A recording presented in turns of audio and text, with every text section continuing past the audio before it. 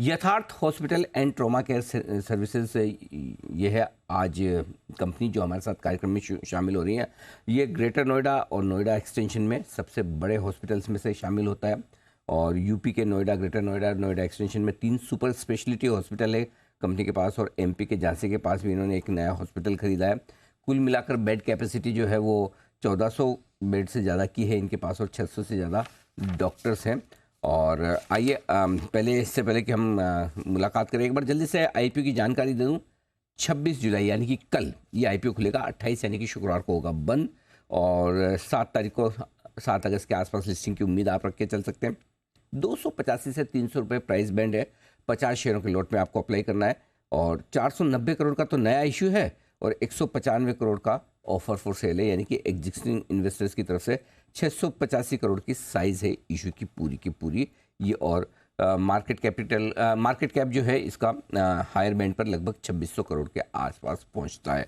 आइए मैं मुलाकात कराता हूं आपके कंपनी के होल टाइम डायरेक्टर यथार्थ त्यागी साहब से, जो 2019 से कंपनी के साथ जुड़े हैं। 2021 में आप बने हैं डायरेक्टर। लीड्स बैकेट यूनिवर्सिटी से बिजनेस और मैनेजमेंट में बैचलर्स की डिग्री हासिल की है। इंपीरियल कॉलेज ऑफ लंदन से आपने इंटरनेशनल हेल्थ मैनेजमेंट में मास्टर ऑफ साइंस की डिग्री ली है। हॉस्पिटल मैनेजमेंट का करीबन आपको 4 साल का अनुभव है। कंपनी के बिजनेस डेवलपमेंट और ब्रांड बिल्डिंग की जिम्मेदारी यथार्थ त्यागी साहब के पास है। यथार्थ जी, बहुत बहुत स्वागत है, धन्यवाद हमें समय देने के लिए। आपके आईपीओ की शुरुआत कल से होने जा रही है, तो मैं ये समझूं कि सर शायद आपकी कंपनी की शुरुआत आपके पेरेंट्स ने, फादर ने की होगी और नाम आप ही के ऊपर रखा है यथार्थ हॉस्पिटल। जी, इस कंपनी की शुरुआत 2008 में डॉक्टर अजय कुमार त्यागी जो चेयरमैन है कंपनी के, और उनके ब्रदर डॉक्टर कपिल त्यागी, उन दोनों ने करी। एक छोटा सा गांव है उत्तर प्रदेश में, ग्रेटर नोएडा के पास, वहां से इस कंपनी की शुरुआत है। एक छोटे से क्लिनिक से, और आज जो ये 1405 बेड्स की सुपर स्पेशलिटी चेन बन गई है। वंडरफुल। और आप भी विदेश में पढ़ाई करके फिर से आकर कंपनी के साथ जुड़े। सर जरा समझाएं कि एग्जैक्टली आपके हॉस्पिटल की क्या खासियत है, क्या कुछ करते हैं। वैसे तो हॉस्पिटल बिजनेस हम समझते हैं, लेकिन आप अपनी कंपनी की खासियत बताएं सर। देखिए, हमारे जो चारों हॉस्पिटल्स हैं, ये सभी सुपर स्पेशलिटी हॉस्पिटल्स हैं। मतलब कि सारी स्पेशलिटीज जो कि ऑर्थो, गायनी, पीडियाट्रिक से लेके और सुपर स्पेशलिटी जैसे कि high and cardiology, neuro surgery, और अभी रिसेंटली हमने एक ट्रांसप्लांट प्रोग्राम जैसे kidney transplant, bone marrow transplant, और आने वाले समय में ऑन्कोलॉजी, तो इसी क्षेत्र में सारी सुपर स्पेशलिटी सर्विस हम प्रोवाइड करते हैं।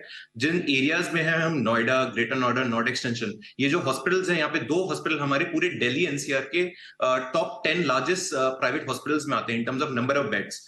तो इस एरियाज में काफी स्ट्रॉन्ग प्रेजेंस है हमारा। हम जिन ज्योग्राफीज में ऑपरेट करते हैं, we are one of the largest players there, और अराउंड 600 के डॉक्टर्स के आसपास पूरी एक लीडिंग वर्कफोर्स है हमारी, और most of the doctors full time exclusive to our hospitals हैं, जो कि हेल्प करता है हमारी एक डॉक्टर ब्रांड इक्विटी में और पेशेंट डेवलपमेंट। ठीक बात है। अच्छा सर, कोई खास वजह कि आपने अब तक कारोबार नोएडा के आसपास ही रखा है और अब आईपीओ के बाद कुछ अलग क्षेत्रों में भी जाने का इरादा रखते हैं?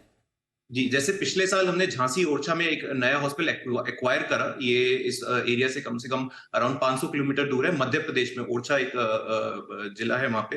तो यही सोच थी कि नोएडा एक रीजनल ब्रांड से बाहर निकले और आने वाले समय में पूरे नॉर्थ इंडिया में एक हम लीडिंग ब्रांड बने, और उसी के लिए आने वाले कुछ समय में एक्विजिशन स्ट्रेटेजी पे हमारा काफी फोकस है, और हम expansion in terms of Delhi NCR area, पूरा उत्तर प्रदेश, मध्य प्रदेश, हरियाणा, इन स्टेट्स में हम आने वाले समय में हॉस्पिटल्स की स्थापना करने जा रहे हैं। ओके सर, आपका करीबन 685 करोड़ का आईपीओ है, 200 करोड़ का ऑफर फॉर सेल है।